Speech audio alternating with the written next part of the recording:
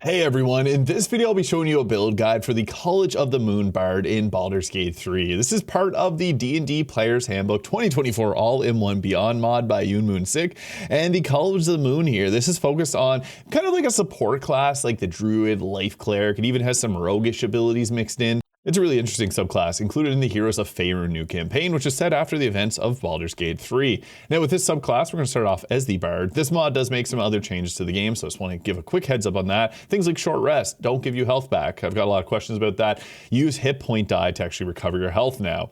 With this mod, we do get some different homebrewed spells. I really like Finger Gun, so I'm going to take that here because it's included. Vicious Mockery is great, and Mage Hand is another good option. Now, for our spells we'll be taking at level 1, I like to have Healing Word, Long Strider to buff up the team, Thunder Wave to push back enemies, and then we could go with like either Tashes for the knockback. This class also gets Command in there, and Command is an amazing spell, so we're going to take that.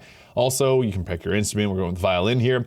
Now for our stat spread. So the mod does change things a little bit here in how our overall stats can work. So going with a stat spread of 16 Dex, 14 Constitution, and 17 Charisma can work well. You can then use a few different buffs to actually increase our Charisma or our Dexterity even higher. We're going to roll with the stat spread of this. Level 2 gives us our Song of Rest, which doesn't really give us health back anymore, so just heads up. Adds half our proficiency bonus to ability checks we're not proficient in with the Jack of all trades. We also get to take another spell. Tasha's Hideous Laughter is always a good one. Distant Whispers can be nice too. It is a changed spell here, so yeah, it's your choice between those two. Level 3 lets us take our subclass. There's also the College of Dance. Let me know if you'd like to see that one here. I also have my own Bard subclass, which actually works with this mod, which is kind of cool with the College of Winter Spirit. It also has its own unique spells, so you can do some pretty fun stuff with that, but that's besides the point. We're focusing on the College of the Moon here today. Coming with the subclass feature Primal Lore, you learn a cantrip from the Druid spell list, and additionally you get the following skills to choose from with Animal Handling, Insight, Medicine, Nature Perception, or Survival, which gives you proficiency. Now at level 3, we also get the Inspired Eclipse. When you take a bonus action to give a creature bardic inspiration, you can have the invisible condition and teleport up to 9 meters to an occupied space with that bonus action. The invisibility lasts until the end of your next turn and ends immediately if you take an attack roll, deal damage, or cast a spell.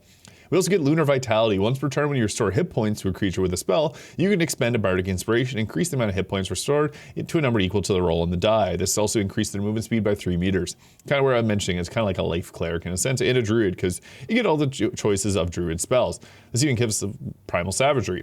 Guidance is a really good one to have here. I really like Thunderwave, but you get your options. Finger Guns is a really good cantrip I like to use. Now, we also get some more spell selections here, and there's things like Blood Wisp, which can empower our spells and has really cool VFX.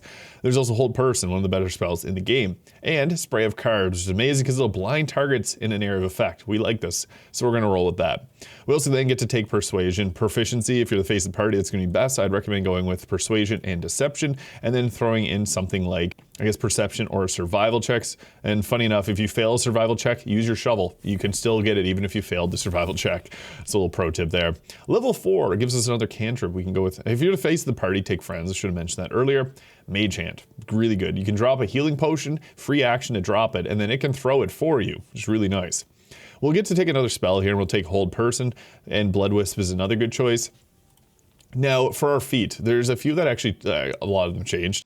Spell Sniper is actually a really good choice here. Now, a lot of them will now give us an ability score increase by 1, which is perfect because this lets us take that up. But Spell Sniper, when we're casting melee, does not give us a disadvantage on the attack roll, and it gives us increased range with our spells by 50%. And it lets us take us Charisma up to 18. So that is my choice for level 4, increased range, and if we're at close range, casting better. It's nice.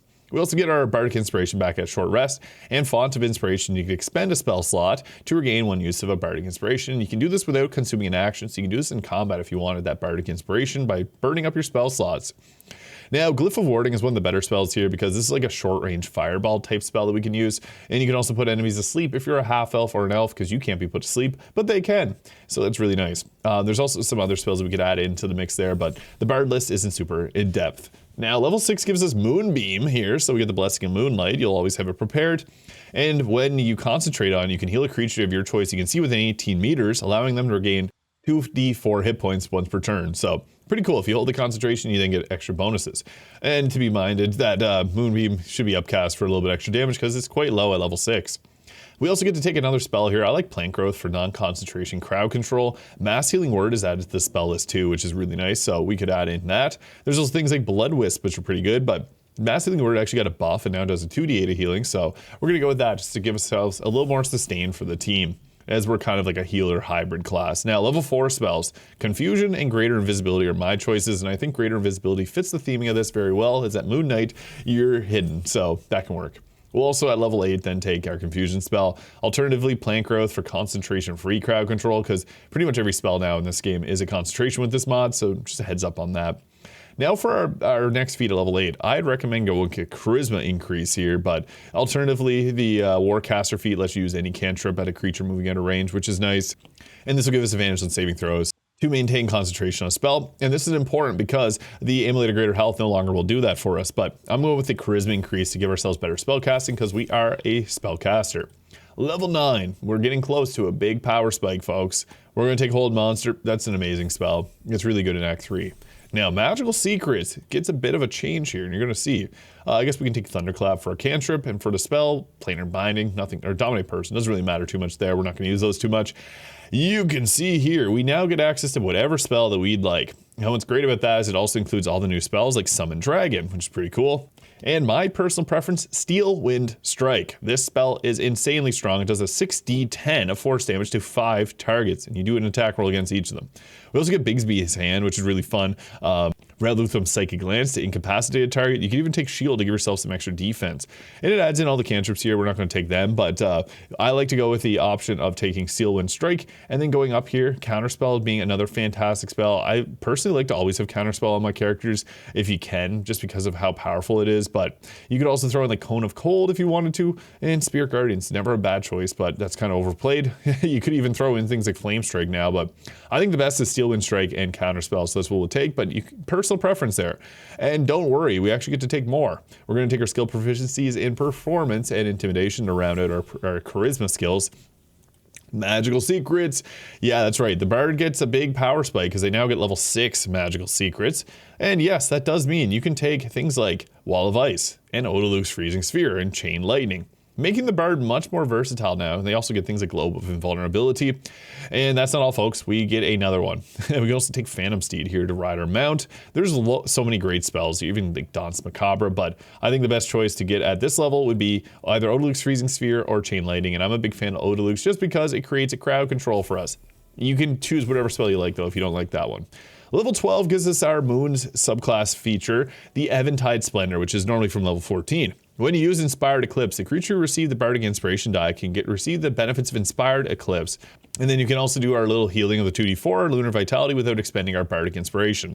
And that's right, we get another magical secret at level 12. So you get 2 at level 10, 1 at level 11, and 1 at level 12. It is insane because this gives us level 12 spells.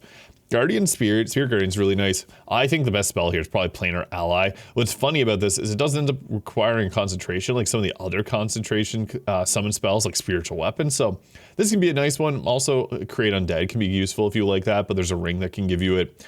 There's so many options here for spells. It's honestly, take which one you like the most. I also like the Synaptic Static as like a fireball type spell, but I'm going to go with the Planar Ally as it's nice to have a genie alongside us. You don't have to go with that. You could honestly take whatever. Heal even fits on the theming of this build. And we get one more feat here. Now, you can take armor proficiencies if you want. That's not a bad choice just because armor proficiencies are so nice. There's also a bunch of feats included. I did a video breaking down all the feats that are brought into this mod, but I'd recommend for you to check it out because they do have the Forgotten Realms Heroes of Faerun. If you're playing a tabletop with this campaign, you can use some of these cool ones here. Even things like Coldcast are my personal favorite. But with this setup, we're going to go with an ability score improvement on either Constitution or our Dexterity. And for our equipment, so we got the Birthright Hat here once we DAC 3 for the +2 to Charisma. You can, in the early game, use a Haste Helmet or the Hat of Fire Acuity, alternatively the Hat of Storm Science Power, since we got a lot of Thunder-based spells to boost up our spell save DC. And if you really want to get overpowered, take for our Magical Secret Scorching Array, and with the Hat of Fire Acuity, you can get a +10 to your spell save DC really early on. I like to go with this here, just getting ourselves Birthright for the increased Charisma works out really well. Increased armor class with the Cloak Protection, really your choice for cloaks, there's not that many in the game. I got the Ballast Armor on. This gives us the highest possible armor class value, just because we only have light armor proficiency. You may actually want to use Mage Armor and Clothing though at some points, even like the Cat's Grace outfit in the early game can be pretty effective. Another good one is the Protecty Spark Ball in the early game. Holding a concentration with lightning charges will give us an additional armor class, but the Ballast Armor ends up being the best choice here just because of the initiative boost, but also it can set up vulnerability to piercing damage for our teammates. But best available light armor is my personal preference there. Or as mentioned, you could take a medium armor proficiency. Now there's actually gloves that you can get in Act 1 that gives us a +1 ace armor class and a bardic inspiration, which is perfect. So we're going to take that. Also, this mod gives another bardic inspiration. So normally they would have 5 at this level. We have 7. So it's pretty cool. Doubled it up. We also got the Boots of Stormy Clamor because reverberation is still one of the better conditions in the game. I also have the Amulet of Greater Health, which is nerfed, and now is just a +3, sets our Constitution 17, which puts us at 99 hit points, which is okay. Not the best, not the worst. Ring of Free Action, we can't be paralyzed, can't be hit by difficult terrain. This is a very good ring, it's underrated, I like to use it. And also the Ring of Protection is another great choice. You could go with something like the Coruscation Ring here to apply Radiating Orbs when they're illuminated. It's kind of like lighting them up with the moonlight. I'm actually going to go with that for that theming. I also have the Hell Rider Longbow for the +12 to our initiative. It uses a D20 initiative die. And the Staff of Spell Power. This gives us a boost to our spell save DC, and it gives us a free cast of something. And what I like about that Arcane Battery is that gives us a planar ally that we can summon in. And that means we get ourselves a free genie. So booyah, you can summon that in. It's got 161 health. It is a pretty tanky guy. It also gets Thunderwave, which can push enemies off of cliffs. It is really good. And best of all, does not require concentration like every other summon now in this game. Now I also want to mention that we can start with that and then swap out and then take the Markaheshkar Staff. To activate it to use our Kareska's Favor, you do have to do a short rest, and then it's active. And then you can use the lightning one to get ourselves lightning charges on our spells, so that is really nice. And unfortunately, if we put on a shield, we can't cast spells because half-elves and humans no longer have shield proficiency. That's why I mentioned you could take the feat for it. We're likely just going to be going at spellcasting for most of this and using our spell sniper. Now for combat, since we got our magical secrets giving us Steel Wind Strike, that's an amazing option. Earlier at level 6, you'd use Moonbeam. It's okay. I'm just gonna be honest with you guys, not super overpowered. Not that the Bard is, but the fact that magical secrets gives us some crazy spells here means that Moonbeam is not gonna be that used if you're in the late game. It does give you that nice hit point recovery, but I don't have my teammates nearby, so more so if you're gonna be supporting your team. Steel Wind Strike. Crazy good spell. So you can basically just use this and you're going to do some multiple attacks. You do have to see all targets, so I guess I can't personally use it right now, but what I could do is spray of cards to blind a target if I want to do a little extra damage. Or I can hit him with a hold person because this is a very powerful spell. And I don't think I have line of sight for this guy. No, he's out of my line of sight. I'll just use the level 2 version and we'll lock down this target. And we got the hold person off, which is yippee. Not the best first turn, but hey, it is what it is. They're trying to cast darkness at me through the wall here. That's okay, I don't really care. I'll use Sonic Backlash at them, give myself some lightning charges.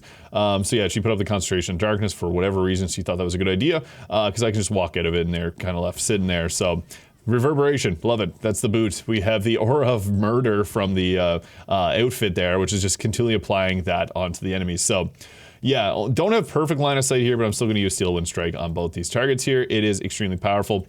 And I have disadvantage, so I could pop on Spell Sniper here, which I guess we still have the disadvantage on it. So I want to attack just these 2 targets. Obviously, it's better to attack both of them. Critical hit took out one of them, and that was enough. Yeah, I guess we took out both of them. It does insane damage. So yeah, the 6d10 ended up being a 38. And the 12d10, when we got the crit, 60 damage plus a lightning charge. That is why they are splattered right there. We're just going to end our turn. That was a good one. And they're just dashing and action surge, dashing to get to my face. Oh, he got an extra attack off. Nice, perfect. Okay, took a little damage. That's fine. I could go with a Steel Wind Strike again. I guess we have to be smart with our options here. I could use the finger guns here, but when you got spell slots, you may as well use them. We got Spray of Cards here. I may as well upcast this just so I'm using a different spell. We got a lot of force damage options as a Bard now. That put on Radiating Orbs on the enemy there. It was not enough to take out either targets, but we did a good amount of damage. If I really wanted to be cheesy, I would hit them with the Mind Blast right here, which would take them both out, but I'm not going to do that. Oh, they hit me with the Bone Chill, which I can say, no you. And yeah, they ended up not casting it. Psionic abilities are great, but also Counterspell. You can use Counterspell. Yeah, that scared her away. I got missed with attack with him. I needed to get in range. Oh, I don't have Steel Wind Strike. And they didn't make an, oh crap, they didn't actually create an upcast for Steel Wind Strike, so it's only a level 5 spell slot, so that's something to keep in mind. You can't upcast that one spell. So I guess we are going to have to do something a little different here. We got Odaluk's Freezing Sphere, so I could throw this down. I like Odaluk's a lot just because it creates a difficult terrain for the enemy, but we can also be kind of silly. Yeah, I don't think I can hit both targets with this. I'll try. I'll throw it right here. So this is going to end up making them force the save. They got Radiating Orbs. It knocked her prone, which was perfect. So I ended up dealing damage to both of them. That was perfect. So they have a chance of ending up slipping on that. So that's kind of why we want to set that up. They'll oftentimes do jumps and things like that just so they don't have to. But we also have the ability to teleport around, which is kind of nice. And oof, I left a lot of blood on the floor there. That was not ideal. I guess we could also do Command Approach with the ice surfaces. That's always a fun option too. I could drop the Moonbeam as an option here, I guess. Oh, I did not mean to move around. I got the reverberation off on them. Finger Guns is really funny despite not having like a super high amount of damage. And he's got 79 health. I need to take him out. So I'm just going to single target blast and Chain Lightning. It's not going to hit her, but I wanted him gone. And I want her to slip on the ice. So I'm going to move over here and hope that she ends up slipping and falling in. Yeah, no, she didn't. Yeah. Oh, well, you got her. She fell prone. Perfect. Now I can use my Finger Guns, fun spell. So yeah, I'll blast her with that. Booyah. Oh, we still do our animations like we're a bard there. So yeah, she's still prone. We'll let her do her dashy dash for whatever reason she wanted to dash there. And I'm going to hit her. She got 30 health. I'll hit her with a spray of cards here. It should hopefully finish her off. There we go. The College of the Moon in Baldur's Gate 3. So again, there is a full Git hub link that's linked in the description of the 2024 Player's Handbook All-in-One Beyond that lets you see all the information there, but really fun build. I didn't even end up using the Genie here. He would have been really nice to have in this mix, but let me know your thoughts in the comments. Hit the subscribe button below if you enjoyed, and we'll catch you all in the next video.